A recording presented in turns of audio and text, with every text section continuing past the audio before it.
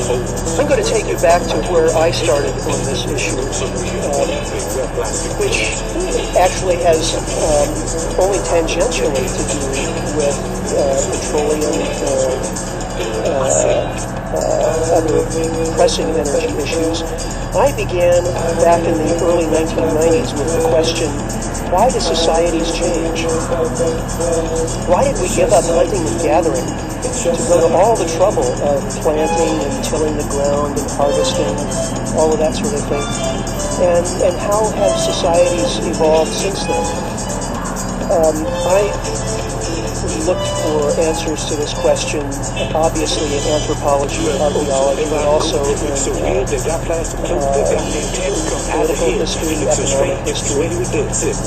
And all of these were useful pieces of the puzzle. But then in the mid-90s, I finally stumbled across a realization that in fact a lot of other anthropologists had figured out earlier, which is that energy is the key. Energy is what drives human societies, just as it's what drives all of nature. And as we, human beings, exhausted our bioregions back in the days of hunting and gathering, as we got so good at killing large animals that we basically hunted most of them to existence, we were forced, more or less, to adapt by developing horticulture and agriculture, and these produced energy surpluses greater than what we had been able to do with hunting and gathering. That supported larger populations, but it also enabled us to create seasonal surpluses that we would store for hard times. But then once we had stored, then that created incentives for raiding and protection, defense from raiding parties. You know, when we were hunters and gatherers, there was not much incentive for raids because nobody had very much. But once we started having surpluses, then that created a need for specialization. You know, some people could grow enough food to support not only themselves and their families, but also some other folks who didn't have to grow food. Now, usually it was a very small surplus, so that maybe 80-90% of people were still basically subsistence farmers. And they supported a small specialist class consisting of managers, people who were keeping back the surplus, and full-time specialists in violence in order to organize raids and defend against raids. We call them soldiers. And kings and queens to sort of make all the decisions and keep the whole thing organized. Well, everything I've described to you is basically a process of developing more energy in the sense of net energy return on energy invested. Now, with hunting and gathering, we were able to eke out about a 10-to-1 net energy profit ratio. For every unit of energy that we expended in chasing down animals or finding roots or berries and so on, we got about 10 units of food energy in return. What do we use the surplus on? Singing and dancing, doing all the things that are necessary to make a society good. With agriculture, we improved that energy capture somewhat. But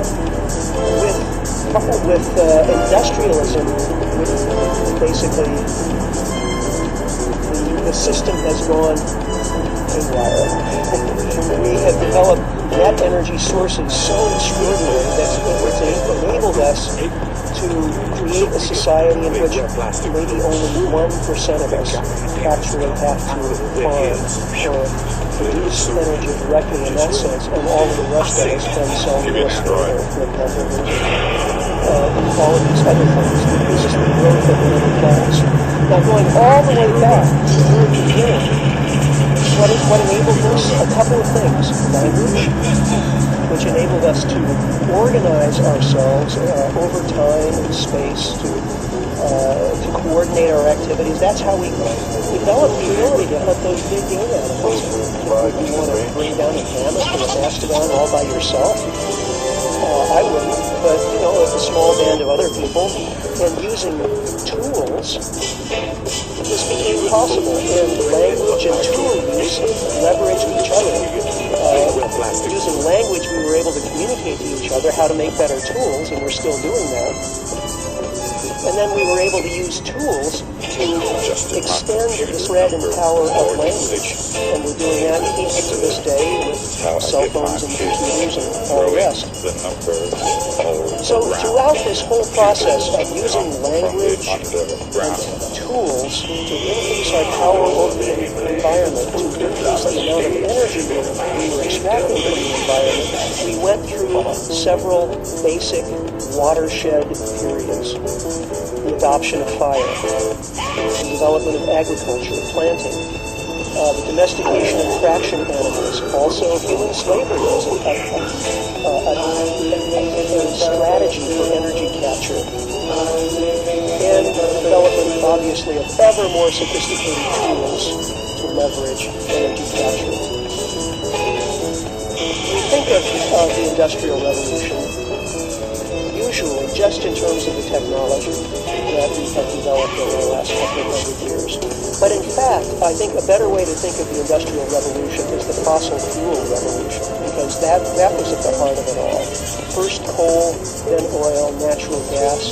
That's what made the Industrial Revolution possible. Yes, we had to develop the tools to be able to extract coal and then oil and to use these fuels, and in many cases they were essentially the same tools. The steam engine, originally developed as a mining technology to pump water out of coal mines, then became the engine that ran the railroads to use coal for transportation. All of it comes from fossil fuels, and it has changed our society profoundly. This is a chart of the work done in the United States, according to the source of the energy for that work. Back in 1850, which is the left-hand side of the graph, about 65% of the work being done in the U.S. economy was being done by muscle power.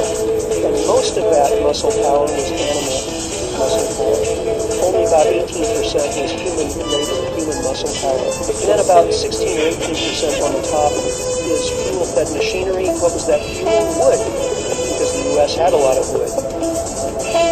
Now, over time, the contribution of muscle power dwindles to nothing. Why is that? People are still working, right? Well, the contribution of human labor as compared to the contribution of fuel-fed machines is insignificant. Maybe you've had the experience of running out of gas in your car and having to push your car to the side of the road. That's hard work, right? Well, try pushing your car 30 miles. Which is what a single gallon of gasoline will do, assuming you have a reasonably efficient car.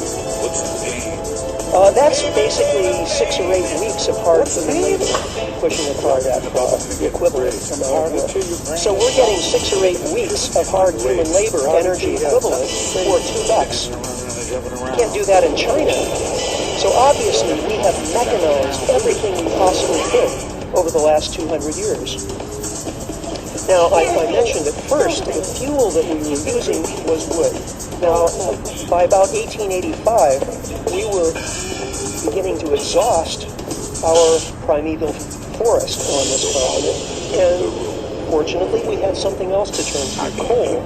So around 1885, coal takes over as the primary fuel source for the nation. Now this chart here is interesting because it shows renewable versus non-renewable energy in the U.S. economy. Now this lower line here is renewable energy in the U.S. economy. You may notice that it hasn't changed much since 1850. There's just about twice as much renewable energy in the U.S. economy total today as there was in 1850. Meanwhile, all the enormous growth in energy consumption that we've experienced since then has come in fossil fuels. This country was blessed, not only with coal, but also with oil. This was the beginning of the oil industry right here in Pennsylvania. And for many decades, half of the world's oil in a typical year was coming from